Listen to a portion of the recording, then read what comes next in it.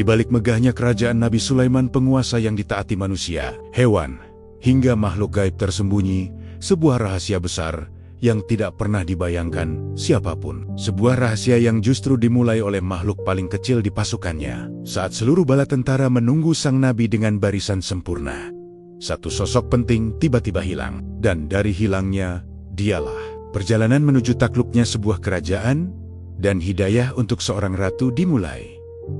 Assalamualaikum warahmatullahi wabarakatuh. Di sebuah pagi yang cerah namun penuh wibawa, dataran luas di kerajaan Nabi Sulaiman bergemuruh oleh barisan pasukan yang tengah berkumpul. Dari kehuan hamparan mereka, tampak seperti ombak hidup yang bergerak serempak. Tidak ada pasukan lain di dunia yang dapat menandingi keunikannya. Di sini manusia, jin, burung, dan hewan berdiri berdampingan dalam satu komando, tunduk pada seorang nabi yang dianugerahi kekuasaan luar biasa oleh Allah.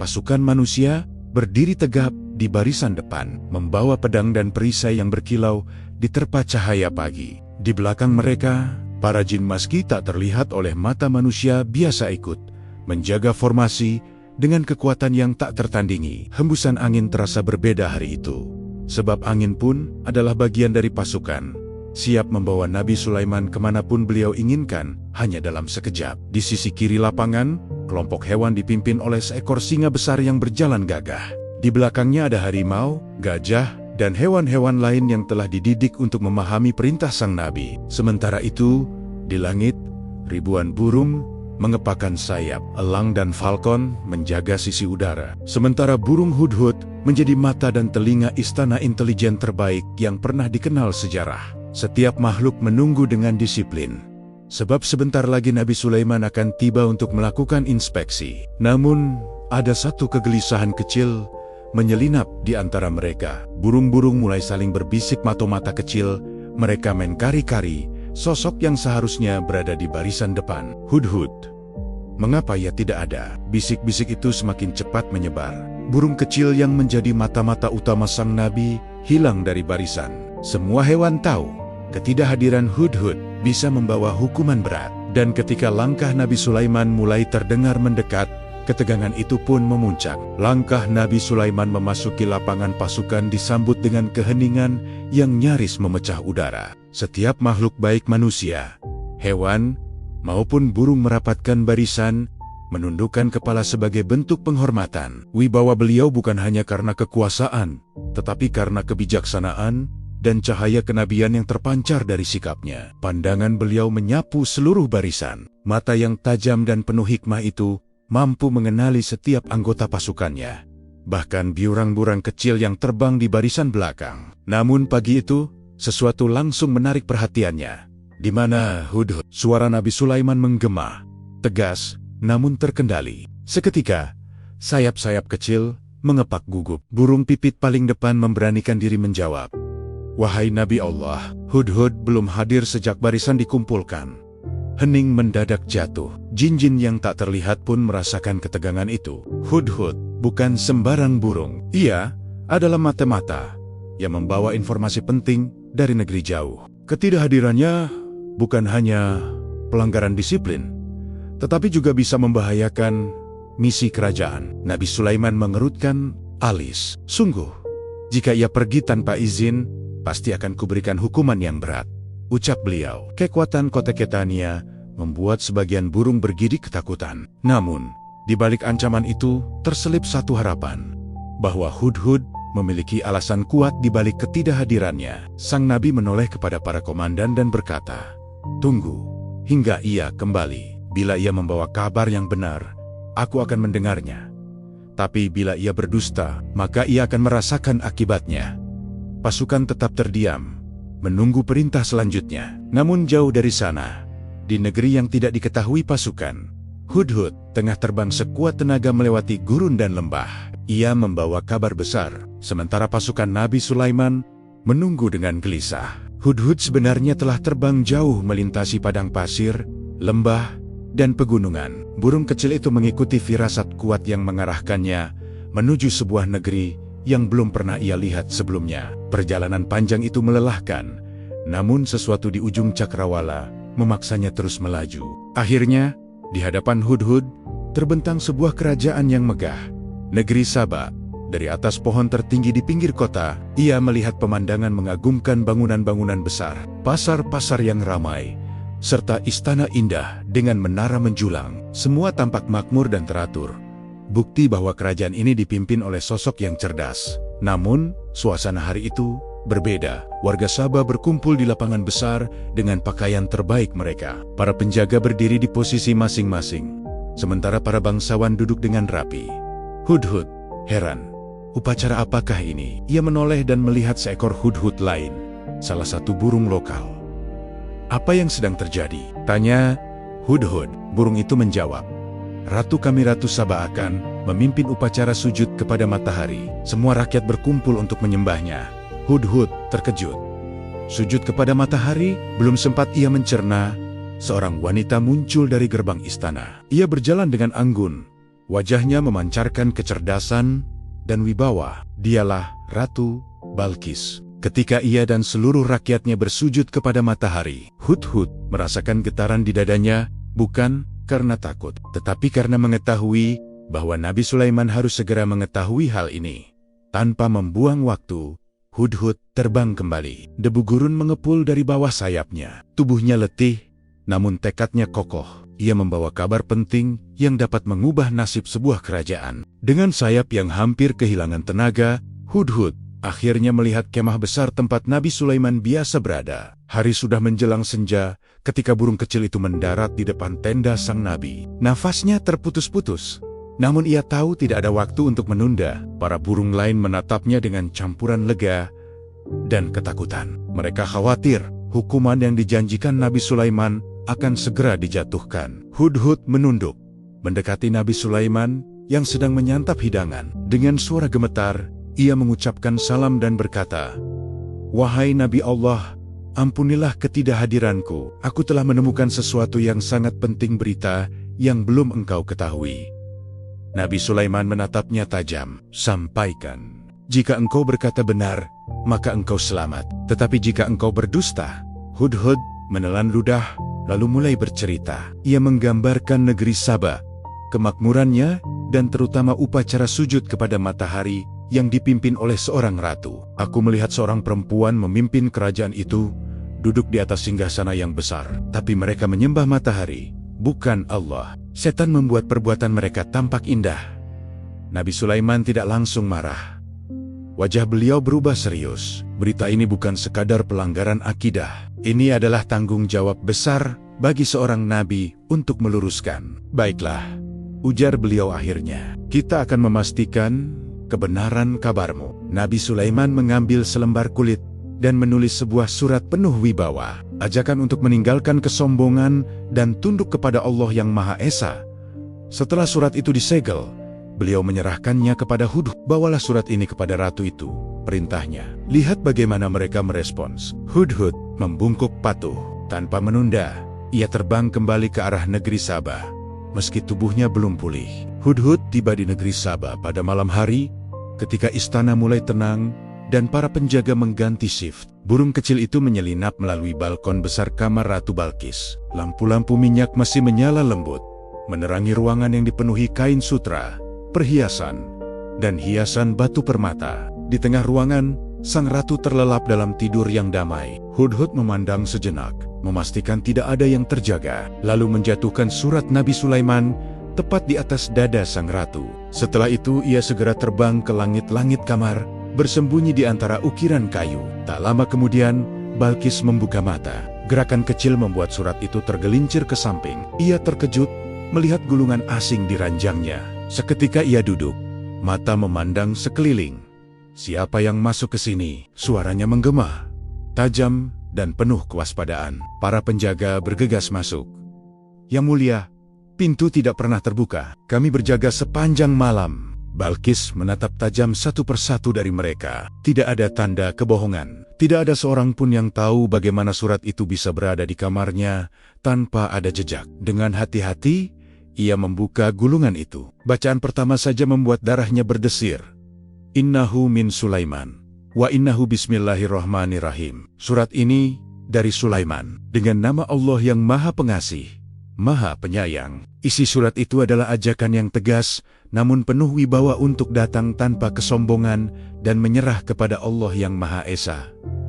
Wajah Balkis berubah serius. Ini bukan surat dari manusia biasa, gumamnya. Ia segera memerintahkan rapat darurat Dewan Kerajaan. Ketika seluruh penasihat berkumpul, Balkis membacakan isi surat tersebut. Ruangan pun langsung dipenuhi ketakutan, bisik-bisik, dan kebingungan. Disinilah perdebatan besar dimulai.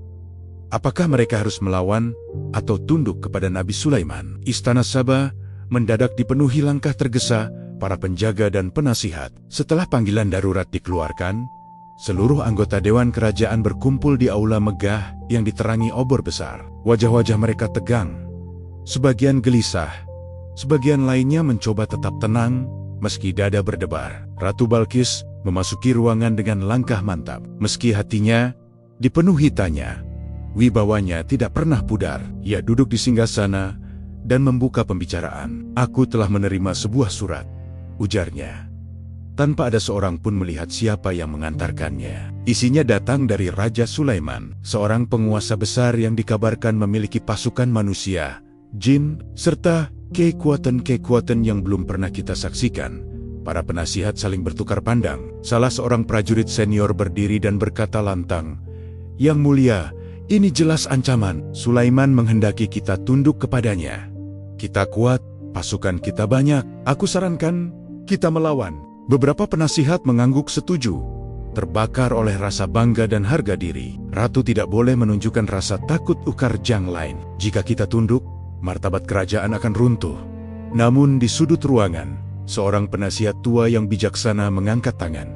Suaranya tenang namun tegas. "Wahai Ratu, pikirkanlah dengan bijak. Jika Sulaiman mampu mengirim surat ke kamar Anda tanpa seorang pengantar pun, apalagi yang dapat ia lakukan? Kekuatannya mungkin jauh melampaui apa yang kita bayangkan." Ruangan hening sesaat. Balkis memejamkan mata sejenak, menimbang segala kemungkinan. Ia tahu pasukannya kuat, tetapi ia juga memahami bahwa perang melawan kekuatan yang tidak dikenal adalah kebodohan.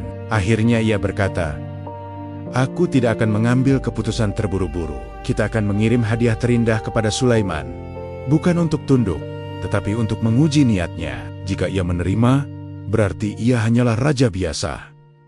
Jika ia menolak, maka kita harus mencari jalan lain." Dewan mengangguk, meski ragu-ragu. Keesokan paginya, seluruh istana Sabah bergerak seperti mesin besar yang baru dihidupkan. Perintah Ratu Balkis untuk menyiapkan hadiah megah segera menyebar ke seluruh penjuru kerajaan. Para pengrajin emas, pemahat batu permata, dan ahli logam dipanggil ke istana. Mereka diperintahkan bekerja siang dan malam tanpa jeda. Di ruang kerja khusus kerajaan, emas dilelehkan dalam tungku besar. Para pengrajin membentuknya menjadi sebuah nampan raksasa yang berkilauan seperti matahari. Di tepinya, mereka mengukir dua serigala dengan detail halus, taring berlapis permata, mata berhiaskan batu rubi merah menyala. Setiap inci dari hadiah itu dirancang untuk menunjukkan betapa kayanya kerajaan Sabah. Ini harus sempurna, tegas Balkis ketika memeriksa hasilnya. Kita tidak boleh terlihat lemah di hadapan Sulaiman.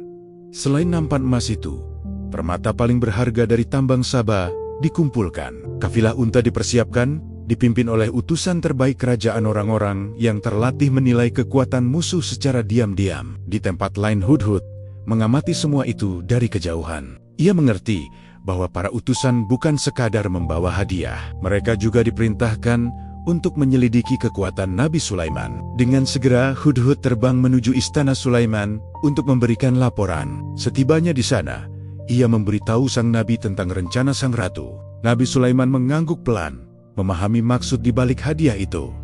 "Mereka ingin menguji kita," ujarnya. "Mereka ingin tahu siapa sebenarnya yang mereka hadapi dengan tenang." Nabi Sulaiman memerintahkan pasukannya bersiap menyambut kedatangan para utusan. Namun, bukan sambutan yang lembut, melainkan pemandangan kekuatan besar yang akan membuat siapapun gentar.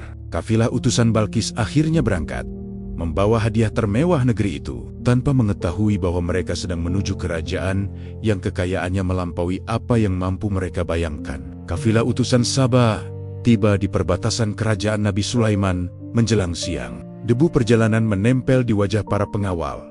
Namun rasa ingin tahu mengalahkan rasa letih mereka. Begitu melewati gerbang pertama, mereka langsung terdiam. Pemandangan di depan mata membuat langkah mereka terpaku. Di lapangan luas, barisan pasukan berdiri bagaikan tembok besar. Prajurit manusia berbaris rapi, baju zirah.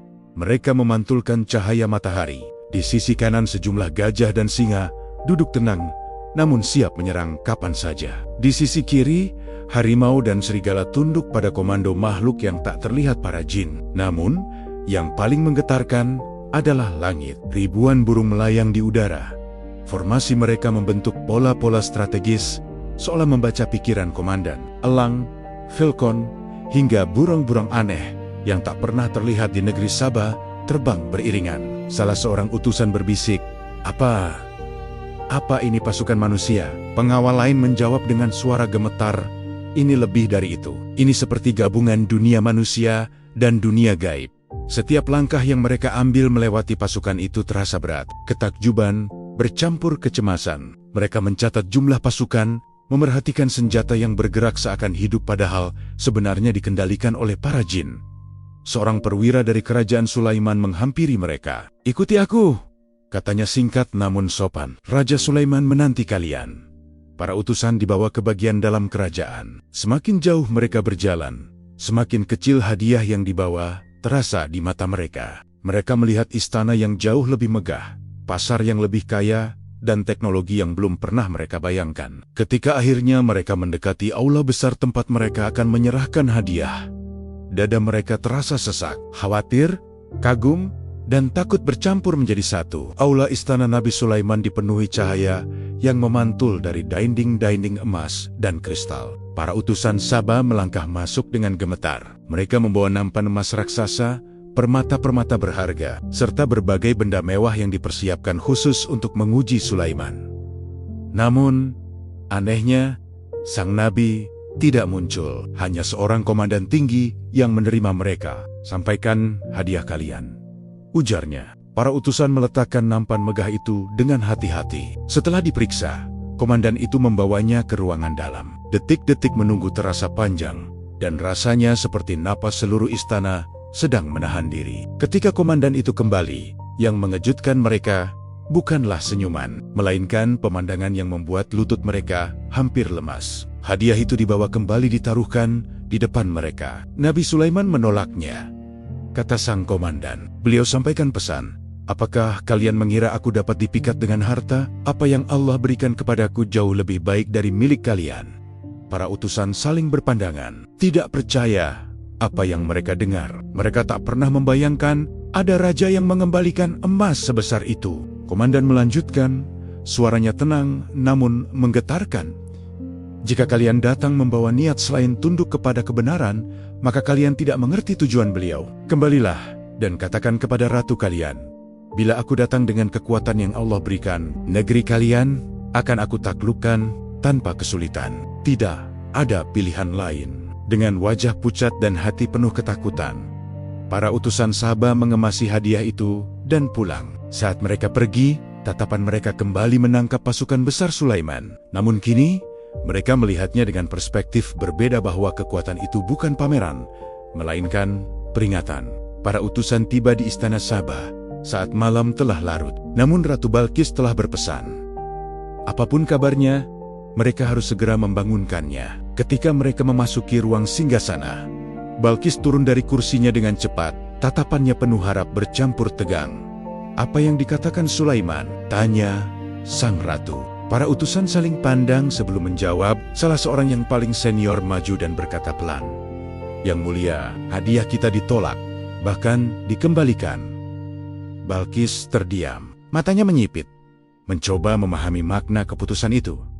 "Ditolak? Begitu saja?" "Ya," jawab utusan itu. Beliau berkata bahwa apa yang Allah berikan kepadanya jauh lebih baik dari harta kita.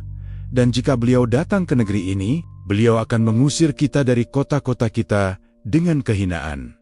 Kata-kata itu menggema di dalam ruangan. Semua penasihat yang hadir saling menatap dengan wajah pucat. Balkis, meski terkenal tegas, merasakan guncangan halus di hatinya. Ia mengajukan banyak pertanyaan. Bagaimana susunan pasukan? Sulaiman, apa saja makhluk yang mereka lihat? Dan bagaimana kekuatan jin yang disebut-sebut itu muncul? Para utusan menjawab dengan suara gemetar, menggambarkan pasukan besar yang mereka lihat. Hewan buas yang jinak, burung yang terbang dalam formasi, senjata yang bergerak seolah hidup, dan makhluk tak terlihat yang pasti adalah jin. Balqis menghela napas panjang. Ia bukan hanya seorang ratu, ia adalah pemimpin cerdas yang selalu menimbang segala kemungkinan. Jika kita memeranginya, kita akan kalah, gumamnya lirih. Penasihat tua menunda napasnya. Lalu apa langkah kita selanjutnya, Yang Mulia? Balqis menatap jauh ke arah jendela, seakan mencari jawabannya di langit malam. Aku harus menemui Sulaiman. Tidak ada pilihan lain. Di kerajaan Nabi Sulaiman, sebuah pertemuan besar sedang berlangsung. Para menteri, ahli strategi, panglima perang, hingga para jin yang diberi tugas khusus hadir dalam satu majelis agung. Hudhud berada di antara mereka, siap memberikan laporan terbaru. Nabi Sulaiman mengawali pertemuan dengan memuji Allah, lalu berkata dengan penuh ketegasan, "Bagaimana mungkin masih ada kaum yang menyembah matahari, padahal mereka memiliki akal? Ini bukan hanya tentang kekuasaan, tetapi tentang menyampaikan kebenaran." Seorang panglima jin berdiri, "Berikan perintah wahai Nabi Allah, jika perlu, kami akan hancurkan negeri mereka." Namun Nabi Sulaiman mengangkat tangan, meminta semua tetap tenang. "Tidak, aku ingin Balqis datang sendiri. Tetapi sebelum ia tiba, aku ingin menunjukkan kepadanya tanda kebesaran Allah." Beliau kemudian bertanya, "Siapa yang dapat membawa singgasananya kepadaku sebelum ia sampai ke sini?" Seekor jin besar berdiri dan berkata, "Aku bisa membawanya sebelum engkau bangkit dari tempat dudukmu, wahai Nabi." Namun sebelum Sulaiman menjawab, seorang lelaki saleh yang diberi ilmu laduni berkata dengan tenang, "Dengan izin Allah, aku bisa membawanya sebelum engkau sempat berkedip." Belum sempat semua orang memahami kata-kata itu, tiba-tiba udara di tengah ruangan bergetar. Cahaya biru menyala, kemudian meredup, dan di hadapan seluruh majelis, tampaklah singgasana Ratu Balqis megah, penuh permata, tak tersentuh sedikit pun. Ruangan menjadi sunyi, semua yang hadir terpukau. Bahkan Hudhud pun hampir lupa berkedip. Nabi Sulaiman tersenyum. "Ini adalah karunia dari Tuhanku," ujarnya. Beliau kemudian memerintahkan agar singgasana itu sedikit diubah. Bukan untuk mempermalukan Balqis, tetapi untuk menguji apakah ia mampu mengenali kebenaran ketika melihatnya. Karena sebentar lagi, ratu itu akan datang. Setelah keputusan besar diambil, seluruh istana Saba kembali bergerak. Ratu Balqis memerintahkan persiapan perjalanan dalam skala yang belum pernah dilakukan sebelumnya. Kafilah besar terdiri dari ratusan unta, pengawal elit, dan pembawa hadiah tambahan, semuanya disusun rapi dalam barisan panjang yang tampak seperti ular emas. Melintas di padang pasir, Balqis sendiri berdiri di depan istana sebelum berangkat, memandang rakyat yang berkumpul untuk melepas kepergiannya. Meski wajahnya tegar, hatinya bergetar. Ia sadar bahwa keputusan ini bukan sekadar perjalanan diplomatik, melainkan perjalanan mencari kebenaran. "Kita pergi bukan untuk tunduk pada manusia," ujarnya kepada para penasihat, "tetapi untuk mencari apa yang benar di sisi Allah." Kafilah pun bergerak. Angin padang pasir menerpa wajah Balqis, namun ia tetap teguh. Sepanjang perjalanan, ia teringat amarah Sulaiman yang menolak hadiahnya, kekuatan besar yang diceritakan para utusan, dan keajaiban surat yang tiba tanpa pembawa. Semakin dekat mereka dengan perbatasan negeri Sulaiman, semakin banyak tanda-tanda keagungan kerajaan itu terlihat. Sungai-sungai yang tertata rapi, taman-taman luas, dan bangunan megah menandakan bahwa negeri itu tidak hanya makmur, tapi juga dipimpin oleh pemimpin berilmu. Di suatu titik perbatasan, seekor burung hudhud mendarat di dekat rombongan. Para pengawal terkejut, tetapi burung itu justru memberi hormat kepada Balqis, lalu terbang memimpin jalan. Sebagian besar penasihat ratu menyadari bahwa ini adalah tanda kedatangan mereka telah diketahui sejak jauh. Saat kafilah mendekati pusat kerajaan, keagungan pasukan Nabi Sulaiman mulai terlihat dari kejauhan.